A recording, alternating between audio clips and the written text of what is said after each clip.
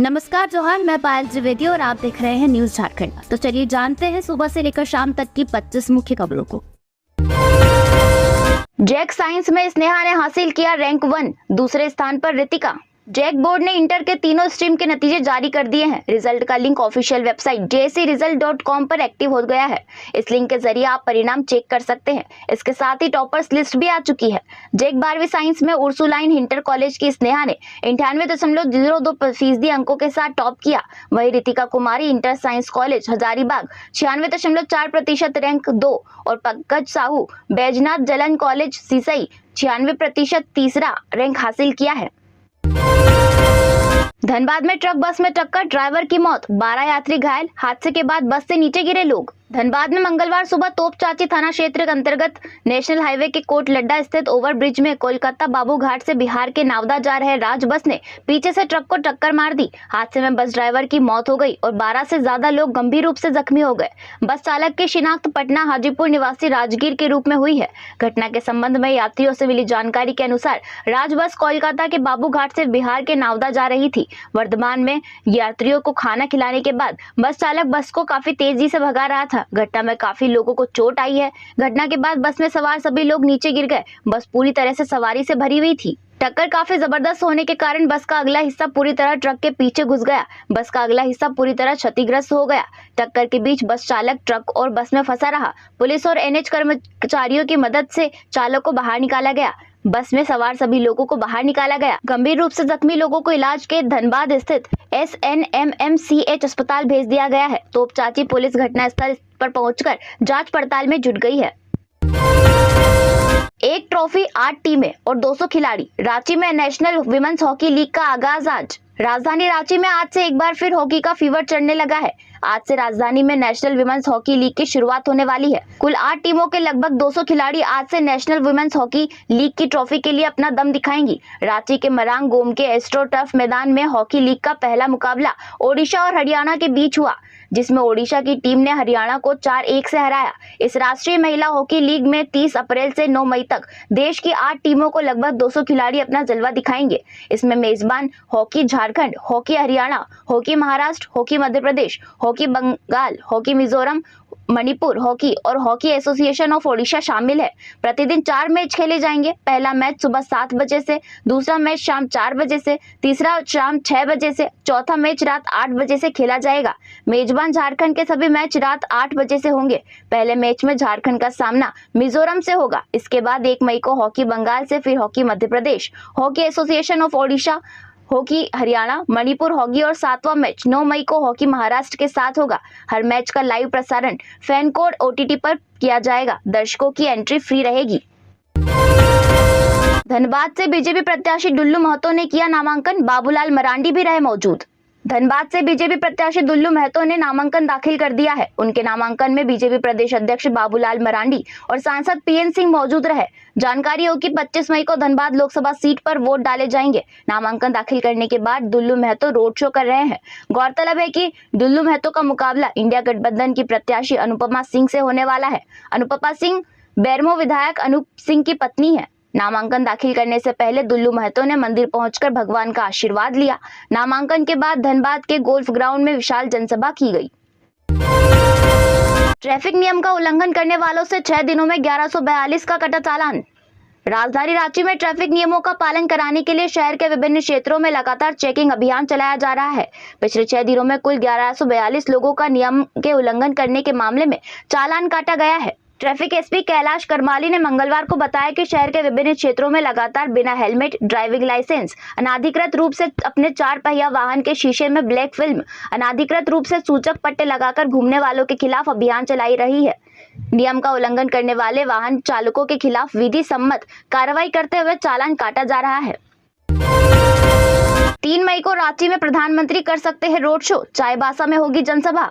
प्रधानमंत्री नरेंद्र मोदी 3 मई की शाम रांची में रोड शो कर सकते हैं। 3 मई को चाईबासा में भाजपा प्रत्याशी गीता कोड़ा के समर्थन में जनसभा के बाद प्रधानमंत्री रांची लौट जाएंगे। यहाँ रात्रि विश्राम करेंगे। चाईबासा से लौटकर राजभवन जाने के दौरान एयरपोर्ट से रातू रोड तक भाजपा प्रत्याशी संजय सेठ के समर्थन में उनके रोड शो की योजना बनाई जा रही है। प्रदेश भाजपा प्रधानमंत्री के कार्यक्रम की योजना को आखिरी रूप दे रही है। 4 मई को प्रधानमंत्री पलामू के चियांकी हवाई अड्डा पर आयोजित जनसभा में जाएंगे। वहां से गुमला की सीसई में, लोहरदगा से भाजपा प्रत्याशी समीर उरांव के लिए प्रचार करेंगे। सीसई से वापसी के बाद रांची एयरपोर्ट से प्रधानमंत्री दिल्ली के लिए रवाना हो जाएंगे। हालांकि प्रधानमंत्री के कार्यक्रम की आधिकारिक जानकारी अभी राज्य सरकार को नहीं मिली है। प्रदेश भाजपा सूत्रों ने बताया कि केंद्र से इसके लिए तैयारी करने को कहा गया है। झारखंड को मिलेगी झुलसाने वाली गर्मी से राहत, इस दिन से होगी बारिश। झारखंड में दिनों दिन गर्मी बढ़ती जा रही है। कोल्हान में लू का कहर जारी है। सोमवार को भी भीषण गर्मी में दोपहर को सड़कों पर सन्नाटा पसरा रहा। इन दिनों लोग घरों से बाहर निकलना मुश्किल हो गया है, लेकिन जल्द ही झारखंड वालों को गर्मी से राहत मिल सकती है। दरअसल मौसम विभाग ने कुछ दिनों बाद बारिश की भविष्यवाणी की है। मौसम वैज्ञानिक अभिषेक आनंद ने बताया कि इन दिनों हीट स्ट्रोक से सावधान रहने की जरूरत है। रविवार को आंशिक बादल के कारण तापमान में गिरावट दर्ज की गई, लेकिन सोमवार को लोगों को झुलसाने वाली गर्मी का सामना करना पड़ा। झारखंड में सोमवार को सबसे अधिक तापमान बहरागोड़ा का 45.2 डिग्री रिकॉर्ड किया गया। वहीं जमशेदपुर का अधिकतम तापमान 44 डिग्री सेल्सियस, सरायकेला का अधिकतम तापमान 45.1 डिग्री सेल्सियस रहा। मौसम विभाग के मुताबिक अगले 4 दिन मौसम में बदलाव की संभावना नहीं है। ऐसे ही हीट वेव और गर्मी का कहर जारी रहेगा, लेकिन 5 मई से उत्तरी पूर्वी हिस्सों यानी देवघर, धनबाद, दुमका, गिरिडीह, गोड्डा, जामताड़ा, पाकुड़ तथा साहेबगंज में बारिश की संभावना है। ऐसे में बारिश के बाद तापमान में गिरावट दर्ज की जा सकती है। कल्पना सोरेन ने झारखंड को बताया केंद्र सरकार का सौतेला बेटा, खुद को क्यों कहा भाग्यशाली। पूर्व मुख्यमंत्री हेमंत सोरेन की पत्नी और गांडेय उपचुनाव में इंडिया गठबंधन की प्रत्याशी कल्पना सोरेन ने केंद्र की भाजपा सरकार पर हमला बोला है। कल्पना ने कहा, हेमंत ने हक मांगा तो केंद्र सरकार ने जेल भेज दिया। हक मांगने पर यहाँ केस होता है, लाठियां चलाई जाती है। कल्पना सोमवार को पपरवाटड़ा फुटबॉल मैदान में आयोजित जनसभा को संबोधित कर रही थी। कल्पना सोरेन ने कहा कि हेमंत सोरेन का सिर्फ शरीर रांची की होटवार जेल में बंद है, उनकी सोच जेल में बंद नहीं की जा सकती।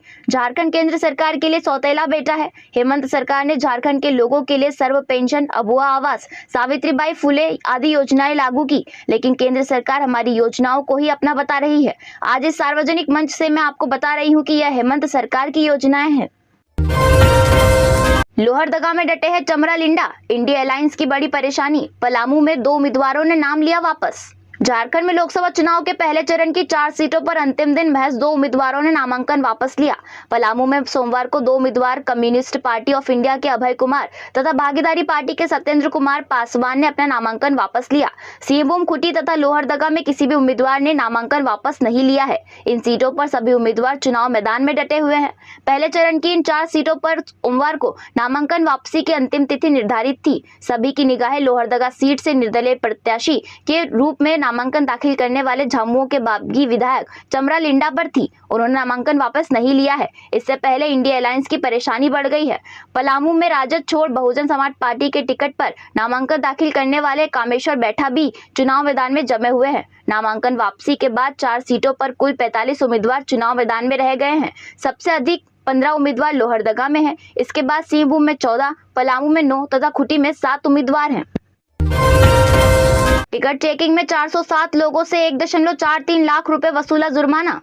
रेलवे न्यायिक दंडाधिकारी जूलियन आनंद टोप्पो के नेतृत्व में सोमवार को विभिन्न ट्रेनों व प्लेटफॉर्म पर टिकट चेकिंग अभियान चलाया गया।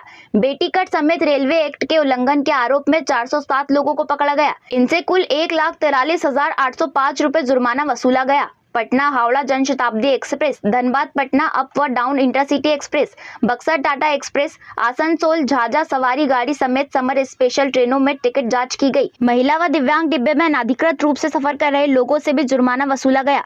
विशेष जांच अभियान में CITG S Sen Gupta, CTTE विजय कुल्लू, TTI श्याम सुंदर Paswan, B Manjhi, S Bose, PK Chaudhary समेत कोर्ट के उदय कुमार सिन्हा, रमीज राजा समेत मधुपुर GRP व RSF के जवान मौजूद थे। राहुल गांधी 6 मई को झारखंड आएंगे, बसिया में जनसभा को करेंगे संबोधित। कांग्रेस के पास स्टार प्रचारकों की लंबी लिस्ट है और अब एक एक कर सभी मैदान में नजर आने लगेंगे। इसकी शुरुआत 6 मई को राहुल गांधी द्वारा बुसिया में एक जनसभा को संबोधित करने से होगी। पहले इसके लिए तारीख 5 मई तय की गई थी, लेकिन बाद में बदलाव के बाद अब इसे 6 मई तय किया गया है। स्टार प्रचारकों का पहला दौरा कांग्रेस के पूर्व अध्यक्ष राहुल गांधी का होगा। राहुल गांधी की सभा में झारखंड के सभी वरिष्ठ कांग्रेस नेता जुटेंगे। इसके अलावा अलग अलग क्षेत्रों से उम्मीदवार बनाए गए नेताओं को भी मंच पर जगह मिलेगी। इससे पहले कांग्रेस अध्यक्ष मल्लिकार्जुन खड़गे और अन्य नेताओं को रांची में इंडिया अलायंस द्वारा आयोजित एक कार्यक्रम में देखा गया था, लेकिन यह कांग्रेस की आधिकारिक बैठक नहीं थी। अब कांग्रेस की बैठक होगी जिसमें पूर्व अध्यक्ष राहुल गांधी मौजूद रहेंगे। जानकारी के मुताबिक कांग्रेस के स्टार प्रचारकों की लंबी सूची में शामिल नामों में इसे उपरोक्त सूची में शामिल लोगों के लिए कई कार्यक्रम आयोजित नहीं किया गया है। राहुल गांधी की रैली के जरिए लोहरदगा और खूंटी लोकसभा के उम्मीदवार प्रचार करेंगे। जेल में बंद अपराधी अमन साहू गिरोह का सदस्य मलिंदर सिंह गिरफ्तार। पलामू जेल में बंद अपराधी अमन साहू गिरोह के सक्रिय सदस्य मलिंदर सिंह के गिरफ्तार होने की खबर सामने आई है। सूत्रों से मिली जानकारी के मुताबिक रांची पुलिस द्वारा गठित एसआईटी की टीम ने सोमवार को रात मलिंदर सिंह को पलरातू थाना क्षेत्र के गाड़ा के स्थित उसके आवास से गिरफ्तार किया है। उसके बाद पुलिस उसको अपने साथ रांची लेकर आ गई है। बताया जा रहा है कि पुलिस ने ओरमांझी में भारतमाला प्रोजेक्ट सड़क के साइट पर फायरिंग मामले में मलिंदर सिंह को पकड़ा था। हालांकि मलिंदर सिंह की गिरफ्तारी की अभी तक आधिकारिक तौर पर पुष्टि नहीं हो पाई है। झारखंड में एक साथ जलने लगे 37 घर, 2 साल की बच्ची की मौत। 12 साल पहले हुआ था इससे बड़ा हादसा।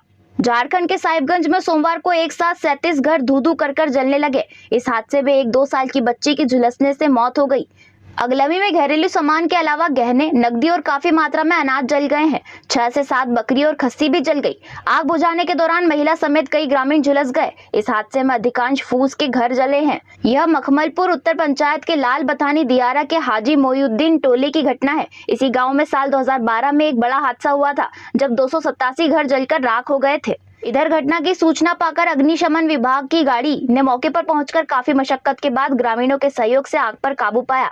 ग्रामीणों के मुताबिक हाजी मोयुद्दीन टोले में अब्दुल शकूर के घर में खाना बनाने के क्रम में सबसे पहले चूल्हे की चिंगारी से आग लगी। चंद मिनटों में ही आग ने विकराल रूप धारण कर लिया। देखते ही देखते आग ने 37 घरों को अपनी जद में ले लिया। इसी क्रम में मो फिरोज आलम के घर में आग लगी तो आग बुझाने के प्रयास में घर से एक कमरे में सो रही 2 साल की बेटी सबिहा खातून को परिजन बाहर नहीं निकाल सके। कमरे के अंदर सोए अवस्था में बच्ची की जलकर मौत हो गई। बीडीओ ने लाल बथानी दियारा के हाजी मोयुद्दीन टोले में 37 घर जलने की पुष्टि की है। पति हेमंत से कितनी अमीर है पत्नी कल्पना सोरेन? 20 किलो चांदी, 91 लाख के गहने, 56 लाख की कार, कुल 19 करोड़ की संपत्ति। कल्पना सोरेन करोड़पति है। उनके पास कुल 19.14 करोड़ रुपए की संपत्ति है। इनमें 13 करोड़ 63 लाख 10 हजार की अचल संपत्ति है। 2019 में विधानसभा चुनाव के दौरान चुनाव आयोग को हेमंत सोरेन ने संपत्ति का जो ब्यौरा सौंपा था, उसके आधार पर हेमंत सोरेन की कुल नेटवर्थ 8 करोड़ 91 लाख 74 हजार 195 रुपए है। 2019 के आंकड़ों के मुताबिक हेमंत सोरेन अपनी पत्नी से संपत्ति के मामले में पीछे है। हलफनामे में दी गई जानकारी को देखें तो उनकी पत्नी कल्पना सोरेन के नाम पर 3 कमर्शियल बिल्डिंग है। इन तीनों प्रॉपर्टी की कुल कीमत 4 करोड़ 87 लाख रुपए है। अब कल्पना सोरेन ने संपत्ति की जानकारी देते हुए तो बताया है उनके पास 13 करोड़ 63 लाख 10 हजार की अचल संपत्ति है। नकद वाहन, बीमा, पीपीएफ, बैंक में जमा राशि और जेवरात मिलाकर 5 करोड़ 91 लाख 51 हजार 168 रुपए की संपत्ति है। नामांकन पत्र में दायर शपथ पत्र में उन्होंने यह भी बताया कि उनके पास 3.67 करोड़ रुपए का कर्ज भी है। कल्पना सोरेन के अपने शपथ पत्र में 5.51 करोड़ की संपत्ति का भी जिक्र किया है, जिसमें 91.97 लाख के जेवर है। इसमें सोना, हीरा के जेवर, हीरा का ब्रेसलेट और 20 किलो चांदी मौजूद है। कल्पना सोरेन के नाम पर 3 गाड़ियां हैं, जिसमें अर्बनिया कार के साथ साथ हुंडई i20 और मारुति XL6 वाहन शामिल है। इनके पास नगद बैंक में 27.28 लाख है, बैंक में 85.20 लाख जमा है। इसके अलावा इनके पास 61.46 लाख का बॉन्ड डिवेंचर शेयर में निवेश है। भाजपा प्रत्याशी के नामांकन में शामिल होने के लिए सैकड़ों कार्यकर्ता जमशेदपुर गए। बहरागोड़ा में अवस्थित नेताजी शिशु उद्यान परिसर से मंगलवार को सुबह सैकड़ों भाजपा कार्यकर्ता भाजपा प्रत्याशी विद्युत वरण महतो के नामांकन प्रक्रिया में शामिल होने के लिए जमशेदपुर रवाना हुए। रवाना होने से पूर्व कार्यकर्ताओं ने रैली निकाली और नारेबाजी की। उक्त अवसर पर भाजपा के पूर्व जिला अध्यक्ष सरोज महापात्रा ने कहा कि 2 बार सांसद रत्न प्राप्त तथा 1 बार सांसद महारत्न प्राप्त प्रत्याशी को भाजपा द्वारा पुनः प्रत्याशी बनाए जाने पर खुशी जाहिर की। जमशेदपुर के कलमपुर थाना क्षेत्र में 400 बोतल अवैध नकली शराब जब्त, 3 लोग गिरफ्तार। पुलिस ने कलमपुर से 400 बोतल नकली शराब बरामद किया है। इस मामले में पुलिस ने उलीडीह थाना क्षेत्र के शंकोसाई के रहने वाले बिट्टू कुमार महतो, सिद्धगोड़ा के न्यू बारीडीह के रहने वाले अमित कुमार और बालू बासा के रहने वाले सचिन प्रसाद को गिरफ्तार किया है। एसएसपी ऑफिस में एसएसपी किशोर कौशल ने प्रेस कॉन्फ्रेंस कर बताया कि पुलिस को गुप्त सूचना मिली थी कि कुछ लोग अवैध शराब की तस्करी कर रहे हैं। इस तरह यह गिरफ्तारी की गई। उन्होंने बताया कि यह अवैध नकली शराब बोदाम इलाके में बनाई जा रही है। 100% आधार बेस्ड पेमेंट सिस्टम से भुगतान कराने का निर्देश, तकनीकी समस्याओं को किया जाएगा दूर। ग्रामीण विकास सचिव के श्रीनिवासन ने मनरेगा योजना में मजदूरों का 100% आधार सीडिंग कराने का निर्देश सभी जिलों को दिया है। यह कहा कि मनरेगा में आधार बेस्ड पेमेंट सिस्टम ABPS के अंतर्गत 100% श्रमिकों को पंजीकृत किया जाना है, लेकिन वर्तमान में यह आंकड़ा 88% तक है। ऐसे में शेष पात्र श्रमिकों की सूची जिनका पंजीकरण तकनीकी कारणों से नहीं हो पा रहा है, उसे UID के एवं संबंधित बैंकों को साझा करें ताकि सभी श्रमिकों को प्रावधानुसार पंजीकृत किया जा सके। भीषण सड़क हादसा, रांची रामगढ़ मार्ग में बस ने कार को टक्कर मारी, 5 लोग घायल। रांची रामगढ़ उच्च पथ चाय बगान उकरीद मोड़ के समीप सोमवार की दोपहर 2 बजे रांची से हजारीबाग जा रही विजय रथ नामक बस JH02 AM 8663 व राजधनवार जा रही एक कार JH10 CO 8477 के बीच टक्कर हो गई और बस कार को चलते हुए रोड से नीचे करीब 15 फीट खाई में उतर गई। कार में सवार राजधनवार निवासी नाजमा खातून, पति वीर मोहम्मद जबीदन खातून घायल हो गए, जिन्हें आलम नर्सिंग होम में भर्ती कराया गया। बस पर सवार अदीबा नाज व शाहीन नाज हजारीबाग निवासी का CHC और मांझी में प्राथमिक उपचार के बाद छोड़ दिया गया। बाकी अन्य लोगों को मामूली चोटें भी आई है। सभी अपने अपने घर चले गए और मांझी पुलिस ने बस व कार को कब्जे में लिया है। कार पर सवार महिला नाजमा खातून 40 का गत 27 अप्रैल को आलम नर्सिंग होम बरियातू में प्रसव हुआ था। परिजन सोमवार को अस्पताल से छुट्टी होने के बाद राजधनवार कार से जा रहे थे, जबकि बस रांची से हजारीबाग जा रही थी। पीछे से आ रही बस ने कार को पीछे से टक्कर मार दी। गंभीर रूप से घायल महिला नाजमा खातून व पति वीर मोहम्मद जबीदन खातून को फिर आलम नर्सिंग होम में भर्ती कराया गया है। बस में करीब 40 यात्री सवार थे। घटना के बाद चालक फरार हो गया। निर्माणाधीन कूप में मिट्टी धंसने से एक मजदूर की मौत। गोमिया बेरमो अनुमंडल के अति सुदूरवर्ती चतरो चट्टी थाना क्षेत्र के कड़मा गांव में मनरेगा योजना के तहत चल रहे कूप निर्माण में बड़ा हादसा हुआ। इस हादसे में सोमवार की शाम में मिट्टी धंसान के कारण खुदाई में लगे एक 60 वर्षीय मजदूर टेकलाल महतो की मौत हो गई। घटना की सूचना मिलते ही पुलिस मौके पर पहुंच शव को कब्जे में ले लिया। कूप में कार्यरत अन्य मजदूरों ने बताया कि हम सभी अपने अपने कार्य में व्यस्त थे, तभी ऊपर से मिट्टी के मलबा टेकलाल महतो के ऊपर गिरा। मलबे के साथ टेकलाल महतो गहराई में जा गिरा और दब गया। जैसे तैसे बेहोशी की हालत में हम लोग ने बाहर निकाला और जब तक अस्पताल पहुंचे रास्ते में उसकी मौत हो गई। वहीं मृतक की बेटी ने आरोप लगाया है कि लापरवाही के कारण घटना हुई है। घटनास्थल हम लोगों के घर से नजदीक होने के बावजूद लोग ने हमें जानकारी नहीं दी गई। घटना को दबाने का पूरा प्रयास किया गया। इस घटना से परिजनों का रो रो कर बुरा हाल है। समस्या, नई पेंशन से पुरानी पेंशन में आए रिटायर कर्मियों को हो रही कई परेशानी, निदेशक से निदान का आग्रह। Jharkhand officers teachers and employees federation की प्रांतीय कमेटी का एक शिष्टमंडल प्रांतीय अध्यक्ष विक्रांत सिंह के नेतृत्व में निदेशक पेंशन एवं लेखा निदेशालय झारखंड नीतियार कुमार सिंह से मिला। इस दौरान नई पेंशन से पुरानी पेंशन की प्रक्रियाओं में आ रही समस्या पर निदेशक से विस्तार पूर्वक चर्चा हुई, जिसके समाधान के लिए प्रतिनिधि मंडल को आश्वासन दिया गया। आज की वार्ता में प्रांतीय अध्यक्ष के साथ प्रांतीय कोषाध्यक्ष नितिन कुमार, प्रांतीय कार्यालय सचिव संतोष कुमार, प्रांतीय सोशल मीडिया प्रभारी सुनील फ्रांसिस खलको, संगठन सचिव रांची जोन सुनील नायक, समन्वयक मिथिलेश कुमार सहाय और सेवानिवृत्त कर्मचारी प्रकोष्ठ के अध्यक्ष विनय कुमार सिंह उपस्थित रहे।